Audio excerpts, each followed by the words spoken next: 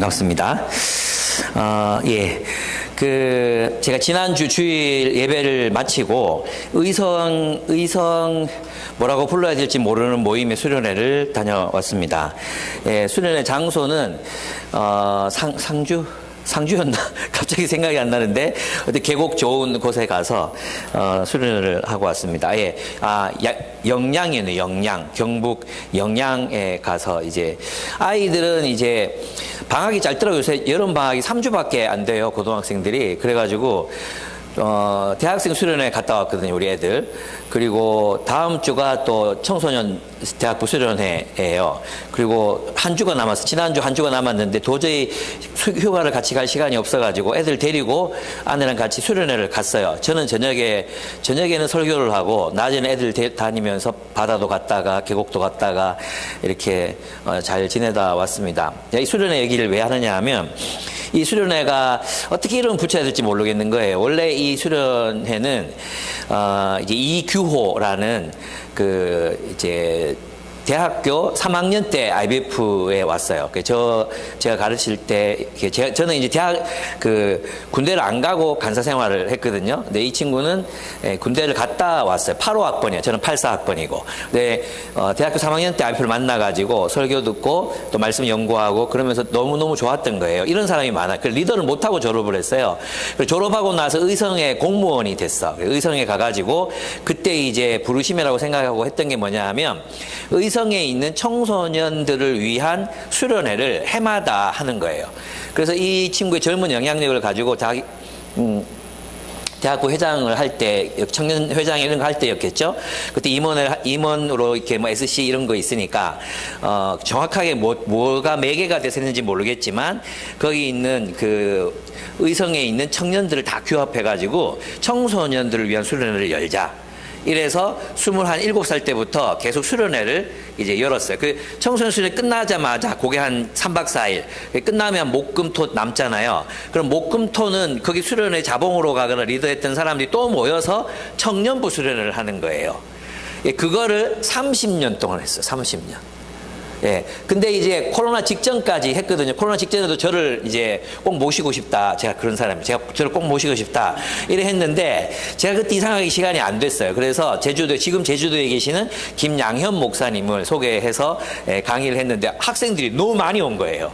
학교를 빌려서 했는데 너무 많이 와가지고 강사 숙소가 없어. 강사 숙소에 애들까지 재워야 되는 거야. 그래서 이 강사님이 텐트 치고 학교 마당에서 강사 숙소가 그 마당이었다면서 1박 거기서 주무셨대. 그리고 숙소를 구해주셨는데, 제가 그걸 들으면서 그랬어요. 근데 이제 코로나 직전까지 하고 나서 코로나가 와가지고 더 이상 수련회를 할 수 없게 됐잖아요. 그리고 코로나 끝나고 올해 다시 처음 이제 시작을 하는데 제가 이제 갔어요. 갔는데 이번에는 청소년 수련회가 아니고, 청소년들이 이제 의성에서 수련회를 열 만큼의 인원이 안 된대요. 그래가지고 안타깝죠. 모임을 못 하는데 대신에 자기가 가르쳤던 그 청년 때 중학생이었던 사람들이 지금 40이 다 넘었어. 이 친구들의 자녀들이 온 거예요. 자녀들을 데리고 이 자녀들이 중고등학생이야.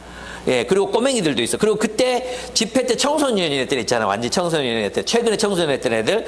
걔들이 결혼해서 또 애를 낳았는데, 깔뱅이 안고 오고 막 이랬어요. 그래서 한 40명이 모였어요. 40명이 모여가지고 같이 수련회를 하는데 이분들은 거의 매번 방학 휴가 때마다 모든 휴가를 반납하고 이 청소년 수련회하고 청년 수련회 의성을 위해서 일했던 분들이었어요. 그래서 제가 참 느낀 게 한 사람의 생애가 한 사람이 그 지역에서 부르심을 느끼고 참 평생을 그렇게 헌신한 거잖아요. 근데 제가 진짜 감동스러웠던 건 뭐냐 하면 제가 이제 전도서 설교를 했기 때문에 전도서로 뭐 사람을 울리거나 감동을 시키거나 하기 되게 어렵잖아요. 먹고 마시고 놀자 해야 되는데 되게 즐거움 속에서 4번의 설교를 마쳤어요.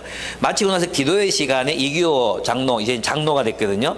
예, 올라와서 기도회를 인도하는데 오늘은 가족들을 위해서 기도하자 이렇게 얘기하면서 한 가족 이름을 부르고 자녀들의 이름을 부르고 기도를 해주는데 자녀들의 이름을 부르는데 사람들이 다 오는 거예요.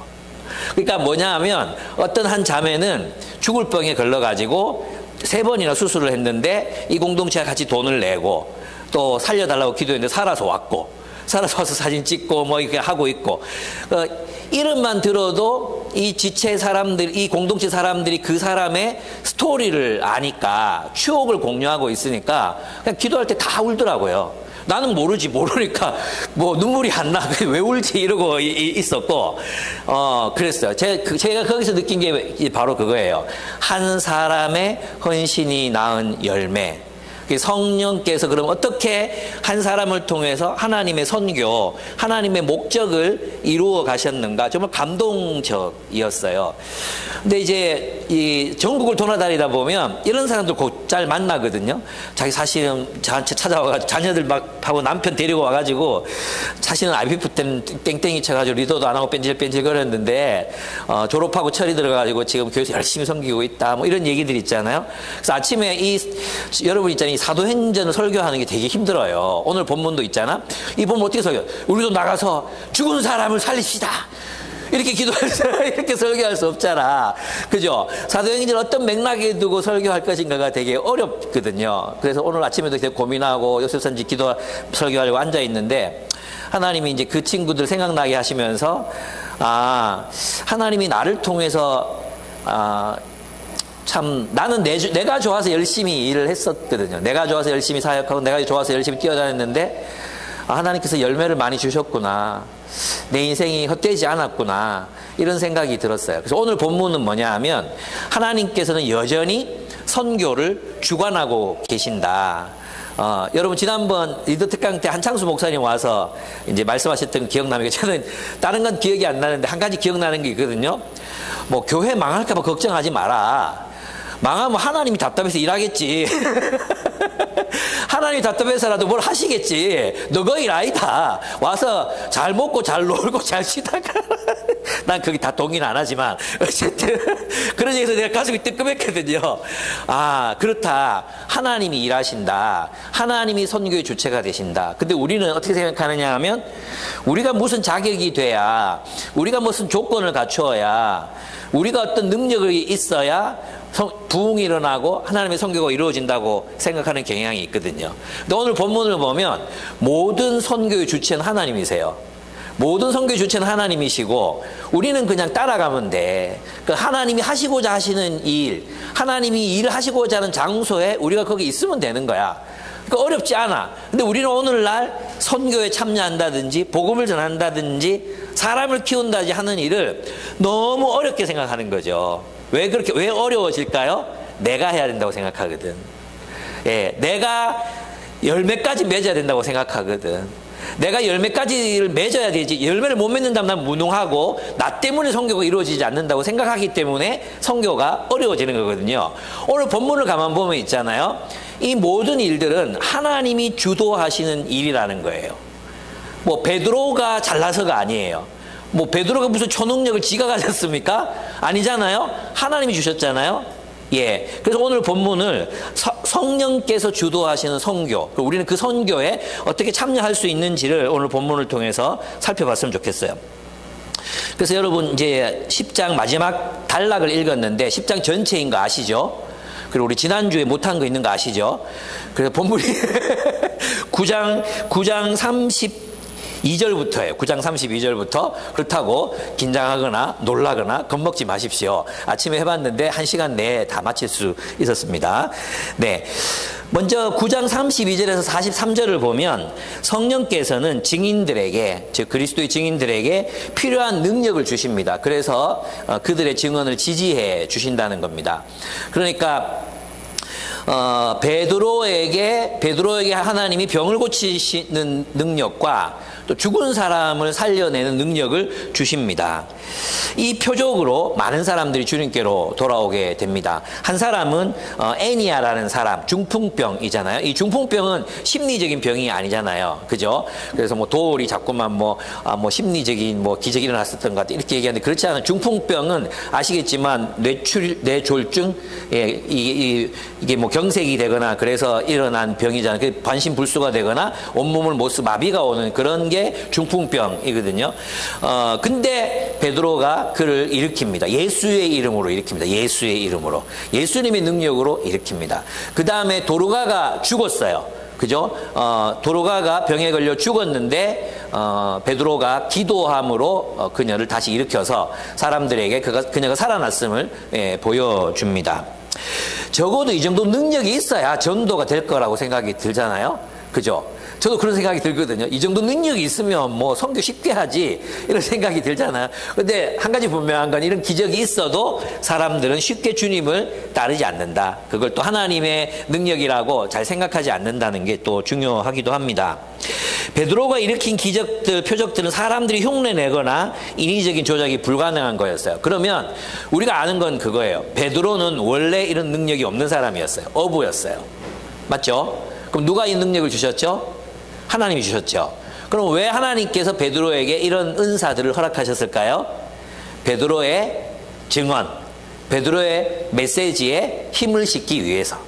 베드로의 메시지는 하나님께로부터 온 메시지이다. 베드로가 말하는 증언들은 하나님께서 권위를 주신 것이다. 그러니까 베드로의 메시지 신빙성을 주기 위해서 주님이 그들에게 권능을 주시잖아요. 그에게 권능을 주셨잖아요. 저는 이것이 핵심이라고 생각해요. 이게 무슨 말이냐 하면 우리가 복음의 메신저로 그리스도의 증인으로 살아갈 때 하나님께서 우리의 증언을 신빙성 있게 만들어 주신다는 거예요. 그게 필요하다면, 정말 그게 필요하다면 우리에게도 죽은 사람을 살릴 능력을 주신다고 저는 생각해요.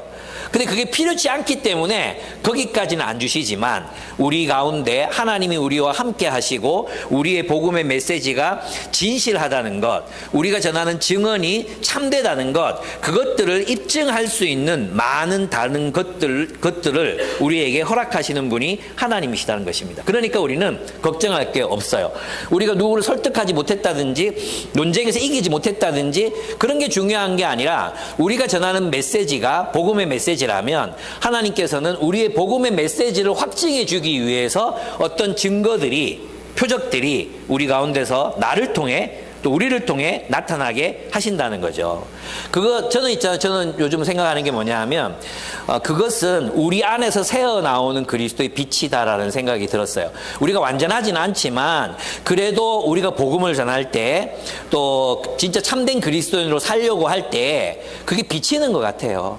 그게 비쳐 나오는 것 같아.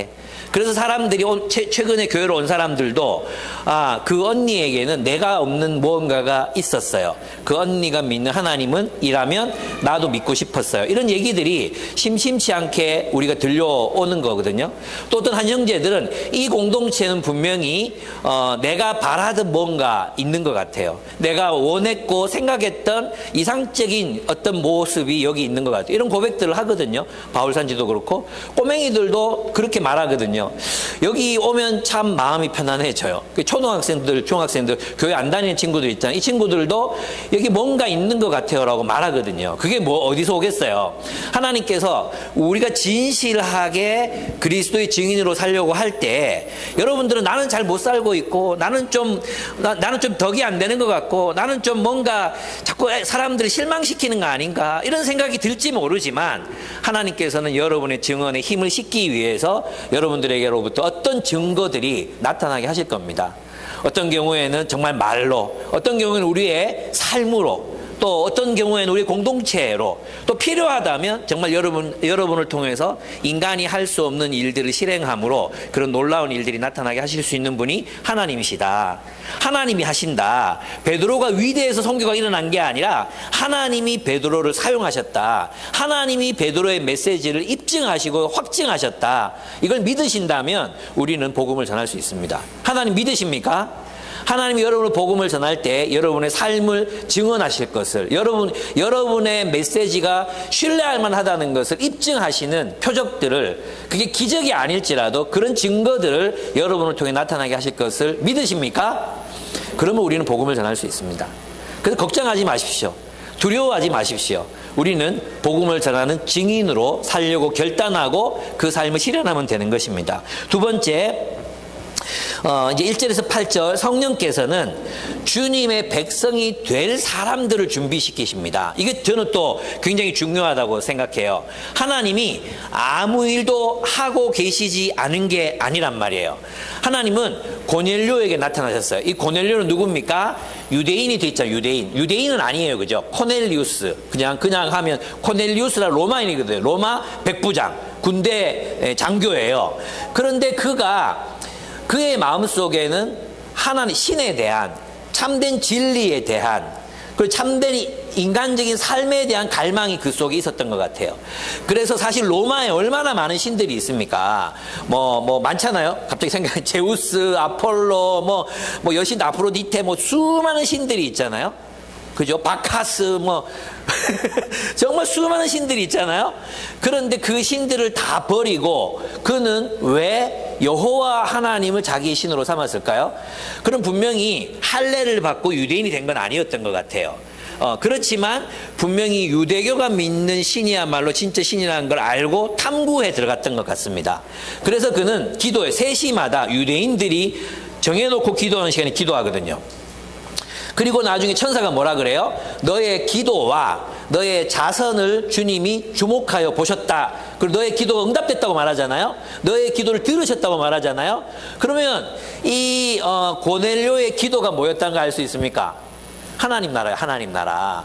그러니까 이 고넬료는 구약 성서의 예언들을 잘 알고 있는 사람이었어요.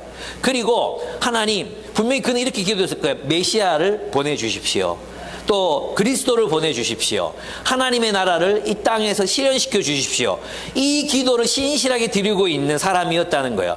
오늘날로 말하자면 진리를 추구하고 정말로 하나님께서 진리를 추구하고 정말 우리 안에 있는 깊은 갈망을 하나님 외에는 채워줄 수 없다는 것.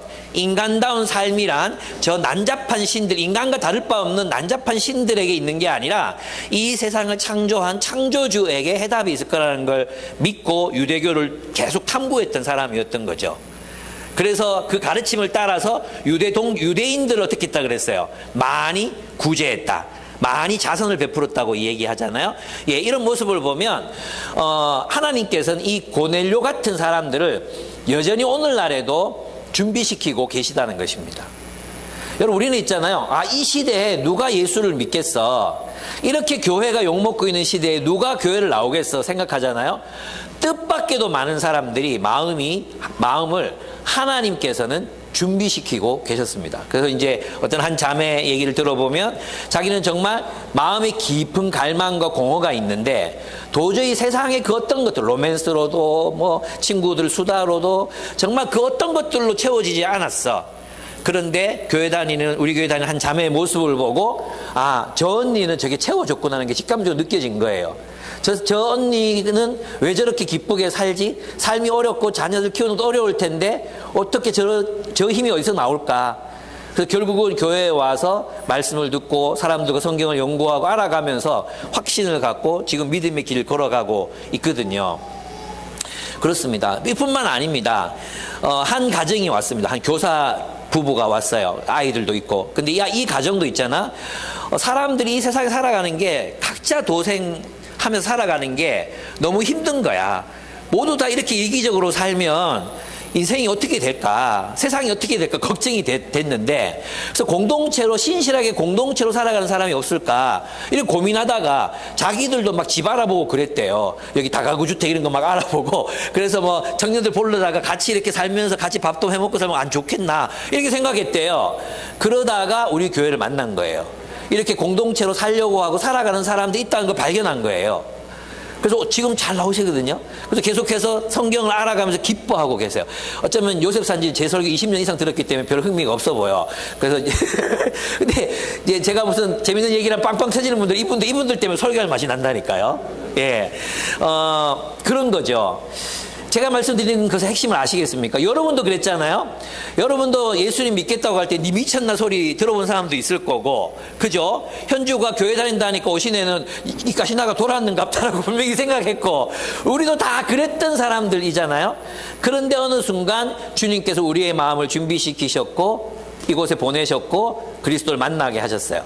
그러니까 있잖아, 우리가 믿게 하는 게 아니에요. 하나님께서 그들의 마음을 준비시키신다는 것입니다. 그러면 우리가 할 일은 뭡니까? 준비된 사람들에게 준비된 단계의 이야기들을 해주면 되는 거예요.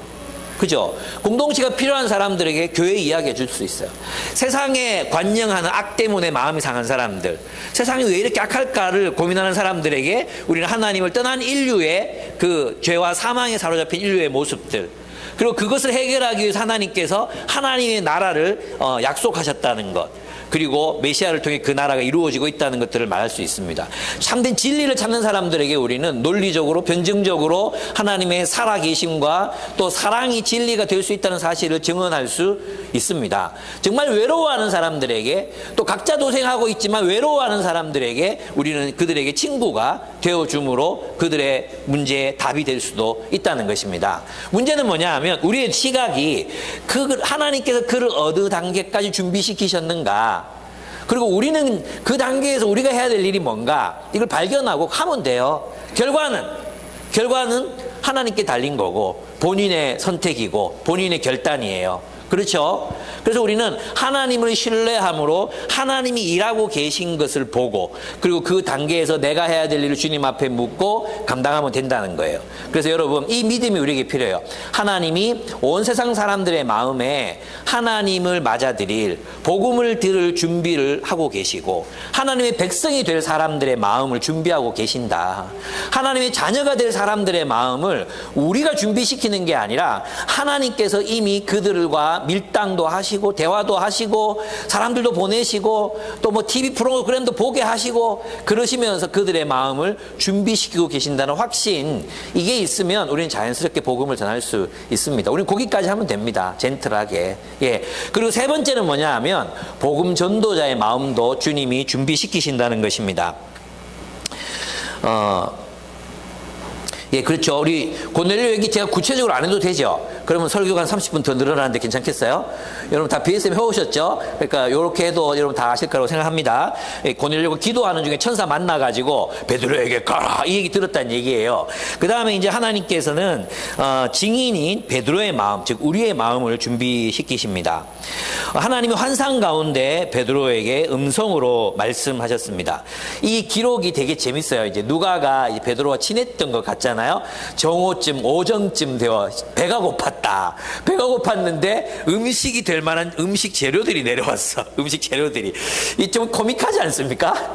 여기 배가 고팠다. 이거 빼면 되게 좀 엄격하고 경건한 모습, 그 생각이 나는데 배가 고프니까 당연히 그걸 받겠지.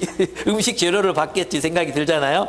그런데 이제 만약에 배가 고파서 이제 나온 어떤 우리의 망상이었다면 요리가 나오지. 식재료로 파충류, 뭐 그들이 먹으면 절대로 안 되는 돼지, 뭐 오소리, 너구리, 뭐 이런 것들이 보이진 않았을 거 아니에요, 그죠?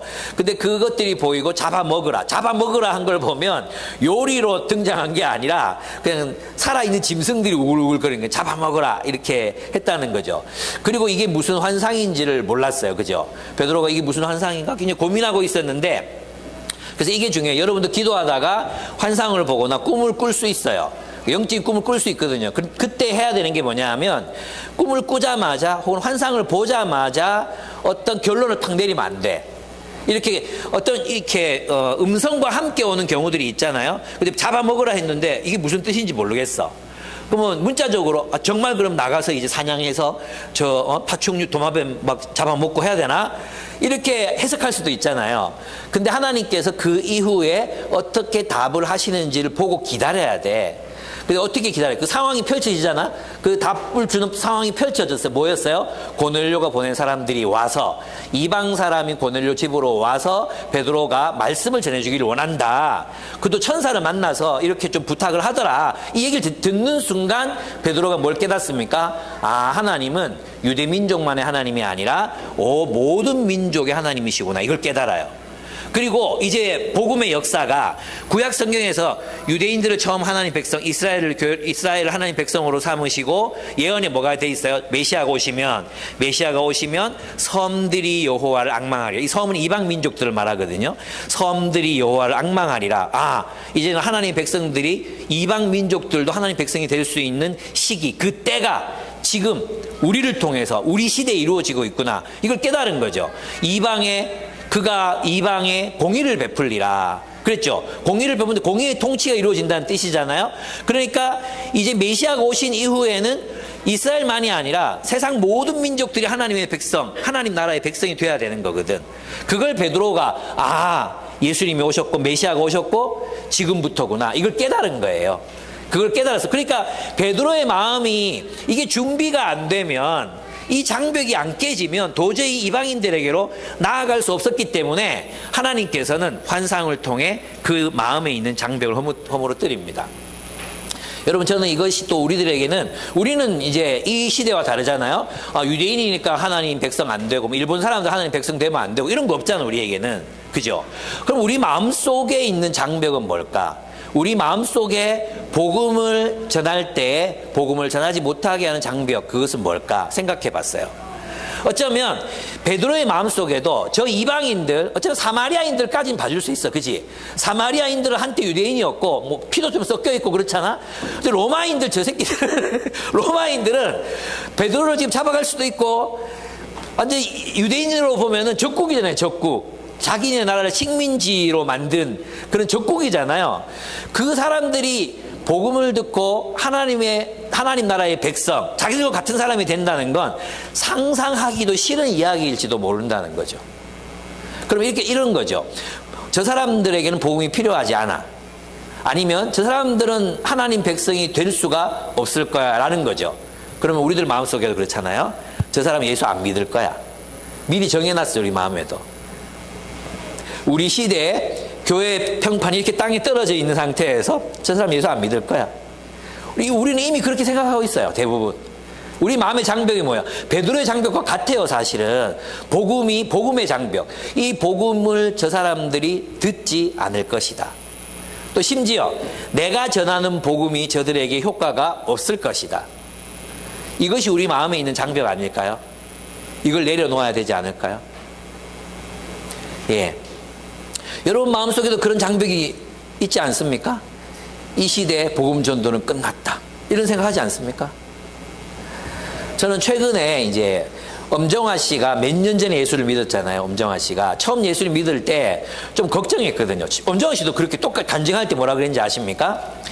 자기는 이분이 원래 불교 신자였거든요. 원래 불교 신자였는데 자기는 그래도 신이 있다면 부모님이 믿는 부처님일 거라고 생각을 했대요.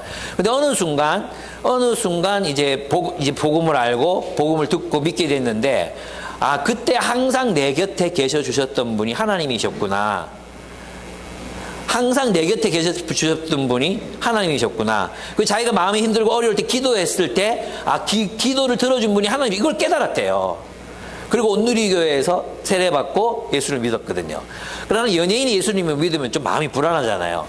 특별히 엄정화 그러면 우리 시대, 여러분 시대는 좀 다르잖아요. 우리 시대에는 거의 여신, 섹시 아이콘, 엄정화 생각하면 약간 방탕하고 약간 그런 분위기 있잖아요. 그 왜 약간 잘 못 느껴지시나? 그런 분위기가 있거든요. 있는데 저 사람 예수를 믿었고 싶잖아요. 근데 이분 진짜 예수를 믿은 거예요. 달라진 거. 여러분 있잖아요. 기독교가 한참 욕먹는 코로나 시기에 얼굴 다 드러내놓고 하나님 당신을 사랑하지 버스 광고 했잖아요. 버스 광고. 그 얼굴 엄정화 씨 빌려줬단 말이에요. 나 하라고. 정말 착한 사람이에요, 이 사람 원래. 정말 착한 사람인데, 최근에 이제 왜 그 닥터 차정숙? 네, 차정숙이라는 그 드라마가 있었잖아요. 넷플릭스 드라마. 저 그거 되게 재밌게 봤거든요. 거기에 보면 그 같이 이제 연기했던 사람 중에 한 사람이 엄정화 씨가 얼마나 착한 사람이냐를 얘기하면서 이런 얘기를 해요. 이 신발 있죠, 신발을 거꾸로 벗어놨는데 언니 따라와 그러면서 자기보다 그 시어머니로 나오는 사람이 엄정화랑 2살밖에 차이가 안 난대. 그리고 엄정화의 어머니로 나온 사람은 심지어 이 엄정화의 그 시모보다 2살인가 어리대요. 그런데 이제 하여튼 뭐 같이 하자. 하여튼 그런 엄정화 나이가 그만큼 많다는 거죠. 근데 이제 엄정화 씨가 자기 신발을 똑바로 신고 가라고 이렇게 뒤집어 있던 걸 바로 이렇게 놔주고 걸어가라고. 정말 착하대. 그게 어디서 나오겠어요? 그죠? 이게 뭐예요? 신앙에서 나오는 힘이잖아. 신앙에서 나온 힘. 제가 지금 말씀드리는 건 뭐냐 하면 하나님께서는 복음을 전하는 사람들의 마음, 우리의 마음, 내가 우리 시대에 만약 엄정화가 예수 믿을 거라고, 박진영이 약간 삐딱하지만 박진영이 예수를 믿을 거라고 누가 나한테 얘기했다면 미쳤나 그랬을 거예요. 박진영이 무슨 예수를 믿는다고. 약간 다르지만 예수를 믿는 것 같아요. 조금 뭐 신학적으로 보면 좀 다르긴 한데 이단이라고까지 말하기 좀 어려운 부분이 있는 지점들이 있고, 내가 또 이렇게 얘기하면 또 난리가 날지 모르겠는데 어쨌든 그래. 엄정화가 예수를 믿는다 그러면 한참 그때 막 춤추고 그럴 때 예수 믿는다 그러면 아무도 엄정화가 예수 믿을 거 생각 안 했을 거예요 아마. 예. 근데 믿었잖아요. 우리 마음에 장벽이 있다는 거죠. 우리 마음에 이미 답을 정해놨어. 복음은, 이 시대의 복음은 효과가 없다. 이 시대의 복음은 누가 이 복음을 듣고 예수 믿겠나? 그래 생각한다는 거죠. 우리가 이미. 아니에요. 하나님은 일하고 계십니다. 하나님은 우리 마음에도 일하고 계세요. 그래서 여러분 마음속에 말씀을 듣고, 근데 중요한 게 뭐냐 하면 베드로가 기도할 때 환상을 봐요. 고넬료도 기도했을 때 환상을 봐요. 그러니까 하나님은 결국 기도하는 사람을 쓰시는 거예요. 기도할 때 여러분의 마음속에 누구에 대한 부담감, 기도해야 되겠다는 부담감이 생기잖아요. 말씀을 묵상할 때, 이런 사도행전의 말씀을 묵상할 때 내가 누구를 만나야겠다, 부담감을 주신단 말이에요. 부담감뿐만 아니라 갑자기 생각이 떠오르기도, 여러분 기도하다 보면 전혀 생각 안 했던 사람이 기도 떠오르기도 해요. 그럴 때 위에서 기도해 줘야 돼. 저도 있잖아요. 최근에 이제 저희 교회에 계시다가 집이 이제 구미로 이사를 가셔가지고 계셨던 분이 계셨어요. 근데 내가 너무 마음에 꼭 연락을 꼭 해봐야 되겠다, 이런 마음을 하나님 주셨거든요. 좀 참고 있다가 계속 그런 마음이 드는 거예요. 큐티를 할 때나 말씀을 볼 때나 그런 마음이 드는 거예요. 전화를 드렸어요. 놀랍게도 독일에 가서 뇌를 다친 거예요. 제가 전화를 하니까 깜짝 놀라신 거예요. 깜짝. 어떻게 알고, 난 아무한테 소식을 들은 바가 없거든. 들어보니까 머리를 다쳐가지고 독일 병원에 입원해 있고 얼마 전에 온다. 기도해달라고. 그래서 제가 이제 그때 기도했거든요. 그래서 지금 한국에 와 계세요. 나중에 또 안부를 묻고 또 전화하고 이렇게 해봐야 돼. 여러분, 우리가 기도하면 하나님께서 여러분의 마음에, 성령이 살아계시거든요. 여러분, 하나님은 살아계시거든요. 그리고 여러분 안에서 말씀하시고 역사하시거든요. 여러분, 이걸 믿으십니까? 성령은 지금도 여러분 이 설교를 통해서, 말씀을 통해서 여러분의 마음속에 말하고 계십니다. 여러분과 함께 계십니다. 성령님은 살아계십니다. 그냥 추상적인 존재가 아니에요. 우리와 함께 계시는 거예요. 그러니까 말씀을 들을 때 성령께서 우리에게 하시는 말씀이 있어. 순종하라는 거죠. 전화라도 해보고 만나러도 보고, 이렇게 여러분이 성령의 인도함을 받는 삶을 살아가다 보면 성령이 인도하시는 데 대한 감각이 생기는 거예요. 감각이. 그러면 여러분들이 그 감각을 따라서 성령께서 나에게 이런 방법으로 나를 사람들에게 인도하시는구나, 이끄시는구나, 이걸 여러분이 아셔야 돼. 그리고 그것에 순종하시기 바랍니다. 그리고 여러분의 마음속에 이제 계속해서 어떤 장벽들, 사탄은 우리 마음속에 장벽을 자꾸 쌓아요. 사람에 대한 것도 똑같아. 사람에 대한 것도 미워지고 다시는 내가 상종 안 할 거다, 막 이런 마음을 사탄이 주는 거예요. 사탄. 근데 있잖아요, 찬양하고 말씀 듣고 하면 이게 훅 내려가요. 그리고 막 그 원수의 입장이 막 이해가 되기 시작해요. 막 빌어먹을 이해가 되기 시작해. 이러면 안 되는데, 이러면 내가 용서하게 되는데, 이러면서 또 마음에 막 장벽을 막 쌓아가지고 안 돼, 용서 안 할 거야, 막 이러다가 또 말씀 묵상하고 찬양하고 이게 훅 내려가. 아이고 안 됐다 하면서 누구 말을 들어야 되겠어요, 여러분? 장벽을 쌓게 하는 건 사탄이야.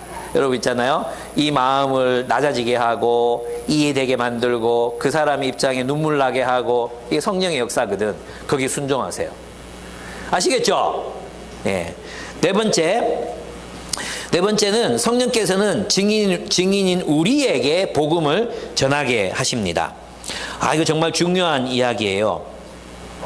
성령께서는 어리둥절하고 있는 베드로에게 그를 찾아온 이들이 하나님께서 보낸 사람들임을 알려주십니다. 19절에서 20절을 보면 보아라 세 사람이 너를 찾고 있다. 일어나서 내려가거라. 그들은 내가 보낸 사람들이 의심하지 말고 함께 가거라. 그리고 또 고넬료가 보낸 사람들은 베드로를 찾아온 이유를 설명합니다. 아, 고넬료라는 백부장이 보내서 왔습니다. 그가 경건한 사람인데 천사가 나타나서 당신을 찾으라고 해서 여기까지 왔습니다. 이렇게 말합니다. 그리고 베드로는 그들을 하룻밤 같이 묵게 하고 고넬료의 집으로 갑니다.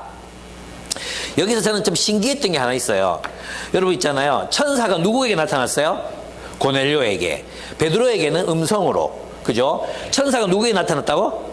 고넬료에게. 그러면 천사가 그냥 복음을 설명하면 되잖아. 그걸 생각 안 해봤죠? 천사가 그냥 예수가 그리스도의 새끼야 믿어 임마 이러면 되잖아. 그러면 끝나잖아. 근데 천사가 말 못하게 해요. 천사가 누구에게 가서 들으라 그래요? 베드로에게 가서 들으라고 말해요. 베드로에게 가서 들어라. 이게 겸손이야, 겸손. 예. 저는 있잖아요. 천사가 무엇을 흠모한다 그랬어요? 천사도 흠모하겠네. 무엇을? 복음을 전하는 사람의 소명을. 복음을 전하는 사람들의 사명을. 하나님은 복음을 인간 메신저들에게 맡기셨습니다. 하나님은 천사들을 통해서 여러분에게 말씀하실 수 있지만, 사람들에게 복음을 전할 수 있지만, 하나님께서는 복음을 우리에게 맡기셨습니다. 증인들은 우리에게 맡기셨습니다. 우리가 말하지 않으면 천사들도 그들에게 말하지 못합니다. 우리가 전해야 됩니다. 아시겠죠? 그래서 있잖아요. 중동 또 무슬림들 정말 어릴 때부터 예수 이야기 한 번도 안 들어본 사람들이 천사가 나타나서 누구 찾아가라 이래요. 지금도 똑같이 누구를 찾아가라. 찾아가면 그가 네가 할 일을 가르쳐 줄 거야. 그 선교사를 만나. 복음을 듣고 예수를 믿는 사람들이 있어.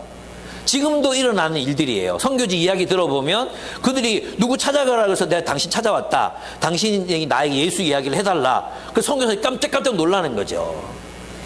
그러니까 있잖아요. 이거죠. 복음은 누가 전해야 되는 거예요? 우리가 전해야 된다. 우리가 메신저들이야. 주님이 복음을 우리에게 맡기셨어. 또 하나 주님이 복음을 설교자들에게 맡기셨어. 말씀을 맡기셔서. 또 하나 주님께서 그 말씀을 여러분들에게 맡기셨어. 서로가 서로에게 가르쳐야 돼. 우리 서로의 말을 듣고 리더의 말을 듣고 어리석은 설교자의 말을 듣고 하나님 메시지, 하나님의 복음 그것을 깨닫고 알고 알아가야 되는 거죠. 아무도 있잖아. 천사가 나한테 직접 말해줬어. 이렇게 말할 수 있는 사람이 없는 거예요. 나는 천사가 전해준 복음을 들었다니까 이렇게 말할 수 있는 사람 세상에 아무도 없다. 왜? 천사들은 입을 다문다. 김유봉 목사를 찾아가라. 이렇게 말하든지 신지혜를 찾아가라 이렇게 말하든지. 예. 하나님은 우리들에게 그 메시지를 맡기셨어요. 그래서 여러분 우리는 말해야 합니다. 저는 그래서 아까도 말씀드렸지만 아까 그 친구 있잖아요. 그 이규호 장모 하나님이 한 사람에게 복음을 맡기셨는데 참 귀하다는 생각이 들었어요. 하나님께서는 우리의 사역을 우리가 열심히 일했던 이 사역 있잖아요. 이 복음으로 지금도 일하고 계신다. 지금도 역사하고 계신다. 열매를 맺을 것이다. 이 시대가 아무리 암울하고 또 어둡다고 하더라도 여전히 하나님은 일하신다는 믿음, 하나님이 여전히 선교의 하나님이시라는 그 믿음이 있다면 우리는 정말 자신감 있게 여전히 이 세상을 살아갈 수 있겠구나 그런 생각을 합니다. 여러분 이번에 우리 초등학생 4학년부터 고등학교 1학년까지 가서 BSM 중심의 수련회를 한 거 아시죠?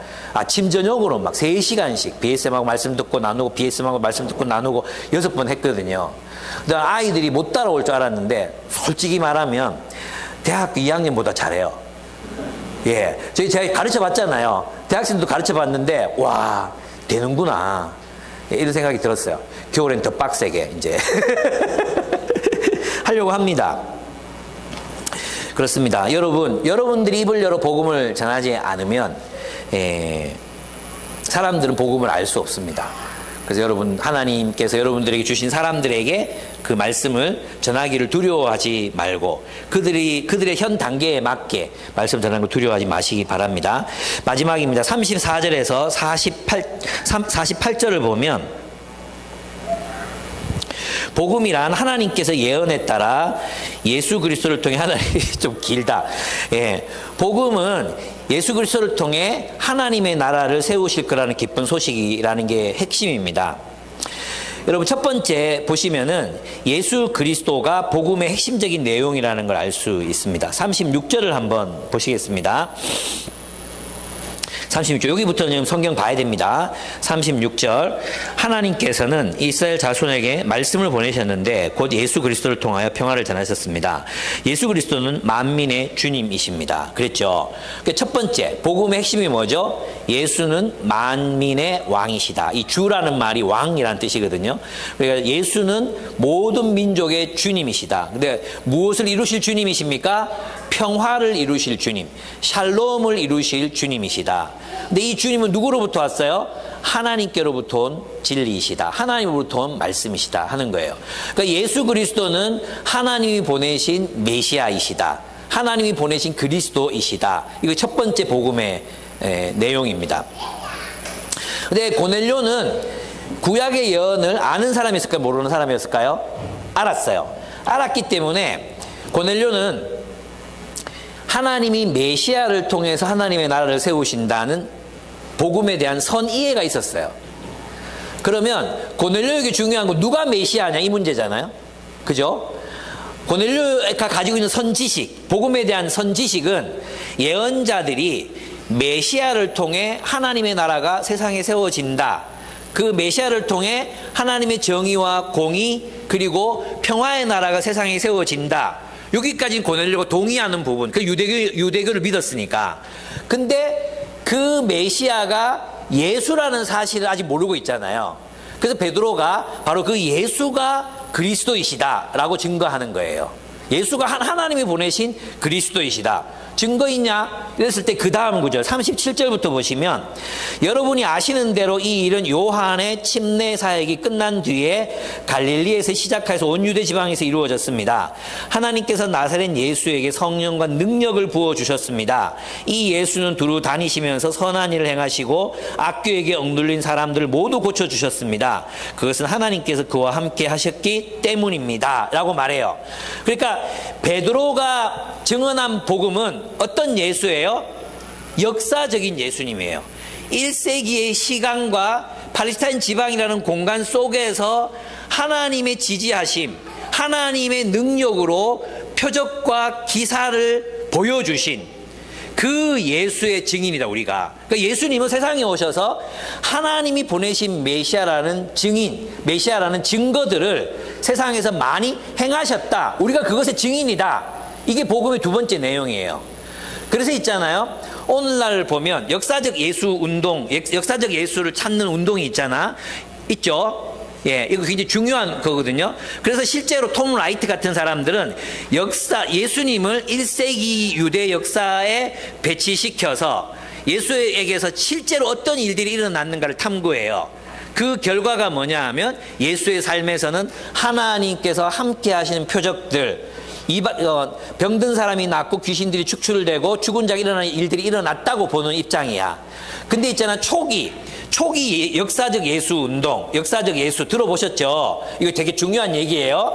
역사적 예수는 뭐냐 하면 이 예수의 모습이 신화화됐다는 거예요. 신화화. 기적이라는 것은 후대에 덧붙여진 거라는 거. 후대에 덧붙여진.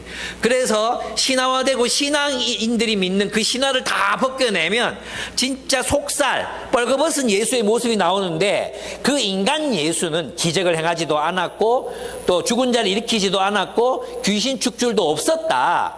중요한 건 이 인간 예수가 살았던 삶과 교훈, 이야기이다. 그의 희생적인 사랑, 그리고 그가 말했던 사랑의 교훈, 이것만이 남는다. 이게 역사적 예수 운동의 초기 역사적 예수 운동이었어요. 근데 중요한 건 뭐예요? 베드로가 지금 증언하고 있는 것은 이 뻘거벗은 예수라고 하는 건 없다는 거예요. 1세기 역사 속에서 실제로 예수가 했던 일을 우리가 봤다는 거예요. 무슨 말인지 아시겠죠? 봤을 때 예수님의 교훈 얘기가 여기 없어. 그게 아니라 예수는 실제로 하나님이 함께 하시는 증거들로 가득 찬 삶을 살았다. 우리가 그 일의 증인이다. 그를 통해 물이 포도주가 되고 눈먼 자가 눈을 뜨고 중풍병자가 낫고 죽은 자가 살아났고 내게서도 그런 능력이 나타나고 있다. 우리는 그 일의 증인이다. 이것이 베드로가 증언한 예수의 모습이에요. 그래서 있잖아요. 우리 전통적인 신앙은 그래서 뭐라 그래? 제가 자주 강조드리는 거지만 사도적 신앙을 계승하는 거예요. 사도적 신앙. 사도들의 신앙을 계승, 사도들의 증언을 참된 증언으로 받는 것이 우리들이 가지고 있는 믿음이라고 할 수 있어요. 그래서 우리의 예수에게서는 기적을 떼놓고 예수를 생각할 수 없어요. 표적을 떼놓고 예수를 생각할 수 없다는 거죠. 왜냐하면 그 표적들이야말로 예수께서 일으키신 그 삶의 기적들이야말로 하나님께서 그와 함께 하시고 그를 메시아라고 부르셨다. 그리고 지금 베드로가 일으킨 일들이 뭐예요? 예수의 이름으로. 베드로에 그런 능력이 있을 수 없잖아요. 그죠? 베드로 자신에게서 죽은 사람을 살린 능력이 어떻게 나옵니까? 신이, 하나님이 함께 하셨기 때문에 나오는 거 아니에요? 예수의 이름으로. 이해가 됩니까? 그래서 우리가 믿는 신앙의 본질이라는 게 뭔지를 알려주는 거죠. 그래서 있잖아요. 여러분들이 우리가 뭐 신앙의 예수, 신앙으로 채색된 예수, 사도들에 의해서 변질된 예수 이런 얘기를 들을 때 여러분이 정말로 깊이 생각해 봐야 돼. 그럼 사도들이 뭘 봤냐는 거예요. 사도들이 경험한 게 무엇이었냐. 그리고 사도들이 거짓말하고 있냐. 그 거짓말 때문에 십자가에 거꾸로 못 박혀 죽냐. 인생을 고달프게 살았냐. 했을 때 역사적 예수는 우리가 믿는 신앙적 예수와 일치한다. 그게 우리의 신앙이라는 거예요. 또 세 번째 중요한 게 뭐예요? 우리가 그의 증인이다 이 말이잖아요. 그러니까 예수에 대한 가장 참된 정보, 예수님에 대한 그 그리스도에 대한 참된 정보를 누가 확보하고 있는 거예요? 사도들이 확보하고 있었던 거예요. 사도들. 그래서 우리는 사도들의 신앙을 계승하는 신앙으로서의 신앙을 가지고 있는 거예요.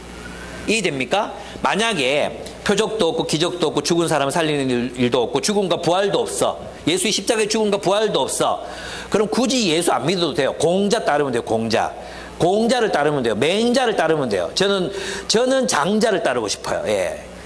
저 칸트 싫어요. 칸트 싫어요. 장자 서양 이 계몽주의 이후에 나타난 사상들은 메말라요. 차가워요. 아주 차가운 진리거든요. 그러나 동양적인 이 진리들은 맹자 공자 따뜻해요. 뭔가 이 인간 공동체를 품고 뭐 씨름한 이런 흔적들이 있거든요. 제 말 이해되죠? 그죠? 근데 나는 장자도 아니고 공자도 안 믿어요. 좋지만 저는 예수 믿어요. 신앙적 그냥 예수. 정말 그냥 그 하나님께서 보내신 그 예수의 삶에서 나타난 그 모든 아름다운 표적들과 기사들, 악을 이기고 세상에 이 인간들을 불행하게 만든 죽음과 사망을 그냥 사망시킨, 그리고 정말 궁극적인 사랑의 역사를 일으키신 그 예수를 저는 믿습니다.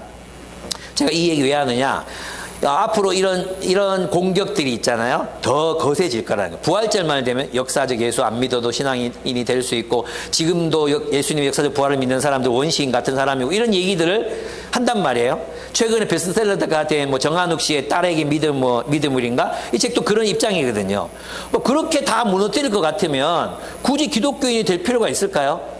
근데 기독교라는 하나의 사상을 받아들이는 거라면 그것은 기독교가 말하는 메시아 신앙하고는 거리가 멀다. 저는 적어도 그렇게 생각합니다. 네. 그렇습니다. 우리 교회가 가지고 있는 스탠스를 아시겠습니까? 아주 보수적이고, 아주 정통적이고, 아주 이런 그런 사도적인 전통 위에 서려고 하는 우리들의 이 스탠스가 있습니다. 그러니까, 여러분들이 우리 교회가 뭐 좀 진보적이고 뭐 이러니까 이런 부분에서도 진보적으로 생각하셨다면, 네, 오산입니다. 그렇지 않습니다. 그렇습니다. 이제 세 번째 얘기했죠. 세 번째는 이제 예수 그리스도의 십자가와 부활입니다. 십자가와 부활, 대속과 부활. 이 부활이 뭡니까? 예수님 부활이 없었다면 사도들은 하나님 나라를 믿지 않았을 것입니다. 하나님 나라가 도래했다고 생각할 수 없었고, 예수의 부활이 없다면 종말론적인 심판, 이것도 생각할 수 없는 거죠. 부활을 통해서 하나님이 이 세계를 새롭게 창조하고 계시는구나, 약속이 이루어지고 있구나, 하나님의 종말론적 약속, 하나님 나라의 약속이 성취되고 있구나를 확인할 수 있었던 사건이 뭐라고요? 부활이거든요. 부활. 그죠? 그 부활이 없다면 우리 신앙이 없는 거죠.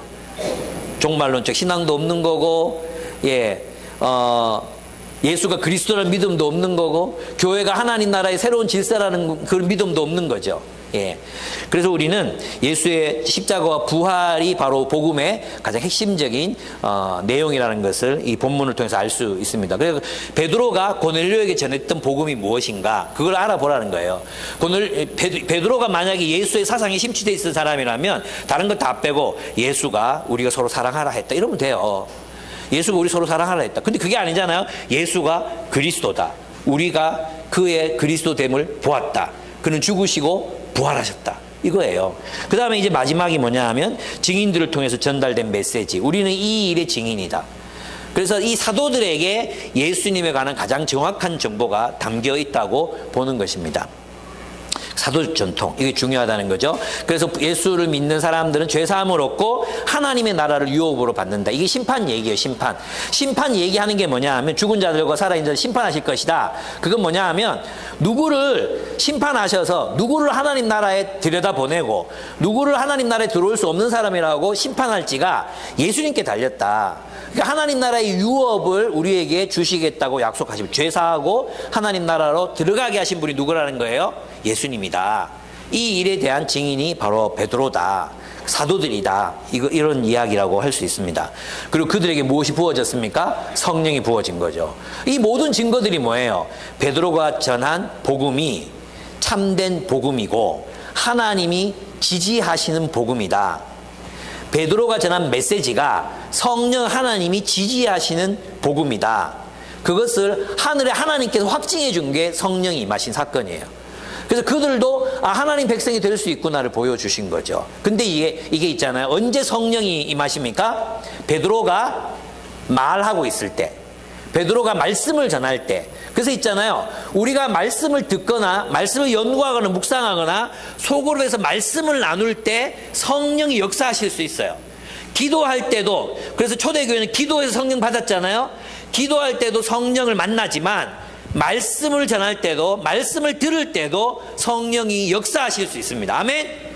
지금도 이 말씀을 통해서 성령 하나님께서 여러분에게 역사하고 계십니다. 우리들의 기본 생각들을 바꾸시고 가치관들을 변화시키시고 우리의 내면을 변화시키시고 지금도 성령께서는 말씀을 통해 역사하십니다. 성령이 계셔야 진정한 의미의 교회가 될 수 있거든요.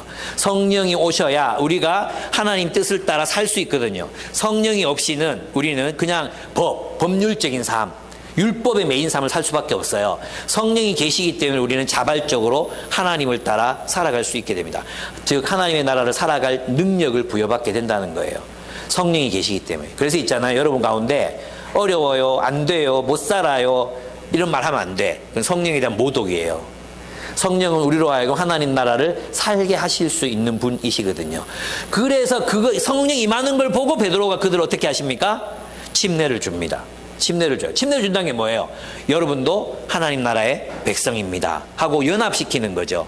그래서 있잖아요. 얘가 예수를 믿는다는 건 하나님의 백성들과의 연대, 하나님 백성들과의 결속을 의미하는 것입니다. 혼자서 예수 믿을 수 없어요. 혼자서 난 천사의 계시를 받으리라 믿을 수 없어요. 예, 주님께서 우리를 서로 연결시키는 분이세요. 우리가 침례를 받는다는 것은 이 하나님 나라의 백성들과 연결된다는 뜻이에요. 함께 연결돼서 함께 살아간다는 뜻이에요. 아시겠죠? 그래서 이제 여러분 순모임을 할 때도 좀 함께 있는 표를 내란 말이에요. 함께 있는 표. 모여가지고도 폰 꺼내두고 자기 폰 보고. 그 세상 사람들이 하는 짓이에요. 폰 다 걷어. 초등학생들 하는 것처럼 해야 돼. 순모임 할 때 폰 다 걷어.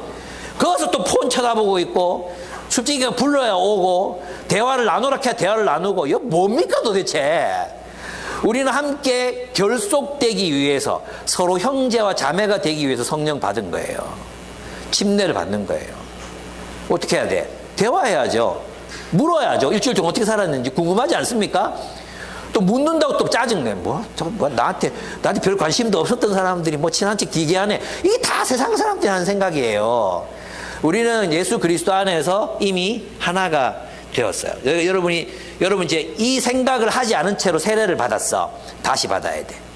우리 재침례파야.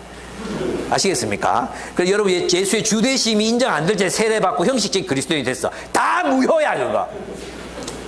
이거 약간 강하게 얘기하는 거예요. 근데 여러분 나중에 8월 말이나 9월 초에 계곡 하나를 정해가지고 갈라 그래. 갈 때 제 로망 아시죠? 여러분 물에 푹 좀 집어넣고 이렇게 좀 끄집어내고 예, 침례를 주고 싶다. 정말 예, 그렇습니다. 예, 말씀 맺겠습니다. 여러분 이 복음 우리가 복음을 전하는데 가져야 되는 확신에 대해서 오늘 우리가 살펴봤어요. 그죠? 그게 뭐예요? 하나님이 일하고 계신다. 하나님이 선교의 주체이시다. 그러니까 우리는 그 하나님 따라가면 된다. 하나님 따라가는 게 뭐냐? 성령의 음성에 귀를 기울이고, 그리고 성령께서 만나라고 하는 사람들을 만나고, 성령께서 그에게 전하라고 하는 말씀을 전해주면 됩니다. 쉽죠? 그래서 두려워하지 마세요. 선교는 우리가 하는 게 아니에요. 선교는 우리가 주체가 아니라 하나님이 주체가 돼서 우리를 이끌고 가실 때 따라가시면 돼요. 중요한 건 우리가 말씀과 기도로 그분의 인도함을 받는, 인격적인 인도함을 받는 거예요. 원칙적이고 법률적인 게 아니라 인격적인 가이드, 인격적인 인도함을 받는 거예요. 인도함을 받는 것, 성령의 인도하심을 받는 것, 주의 말씀과 기도를 통해, 공동체 안에서의 교제를 통해 하나님이 깨닫게 해주신 것들에 순종하며 살아가는 여러분들 되시기를 바랍니다.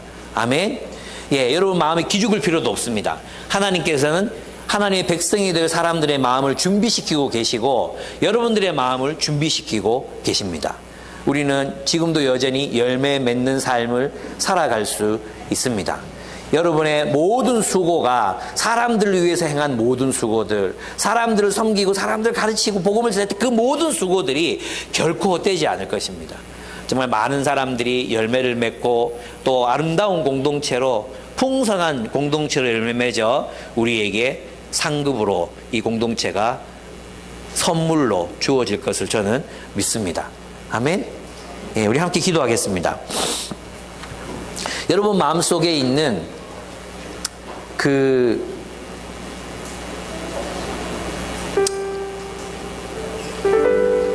우리 마음속에 있는 장벽들 있잖아요.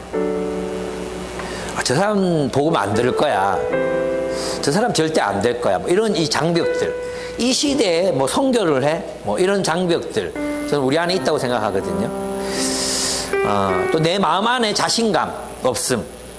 그리스도의 증인으로 살아가는 일에 대한 자신감 없음. 이런 것도 분명히 있다고 생각해요. 근데 하나님께서는 우리를 하나님의 선교로 부르셨어요. 우리는 그 선교의 중심, 그 선교라는 하나님의 선교가 펼쳐지는 이야기의 중심에 우리가 들어 있습니다. 그래서 우리가 주님 앞에 하나님, 내가 내 마음의 모든 장벽을 내려놓고 성령의 인도하심을 따르겠습니다. 만나야 될 사람에게로 나를 보내시고